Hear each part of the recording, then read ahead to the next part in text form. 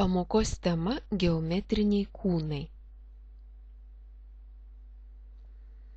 Matome rutulį, stačiakampį gretasienį, kubą, ritinį, piramidę, kūgį.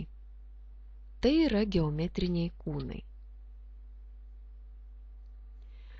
Įsižiūrėkime į šių geometrinių kūnų arba erdvinių figūrų brėžinius. Matome, kad stačiakampis gretasienis, piramidė, kubas turi briaunas, viršūnes ir sienas. Jas galima suskaičiuoti. Stačiakampis gretasienis tai figūra, kuri turi 12 briaunų, 8 viršūnes, 6 sienas. Piramidė. Šios figūros pagrindas yra keturkampis, todėl ji turi 8 briaunas, 5 viršūnes, 5 sienas. Kūgis. Ši figūra turi vieną viršūnę, vieną skritulio formos pagrindą ir šoninį paviršių.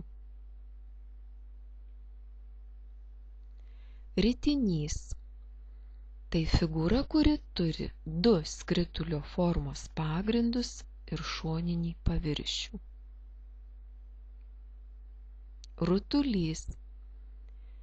Tai erdvinė figūra, turinti paviršiaus plotą. Kubas. Figūra, kuri turi 6 sienas, 8 viršūnes ir 12 briaunų. Išvardinkime dar kartą geometrinių kūnų pavadinimus. Piramidė, stačiakampis gretasienis, kūgis, ritinys, rutulys, kubas.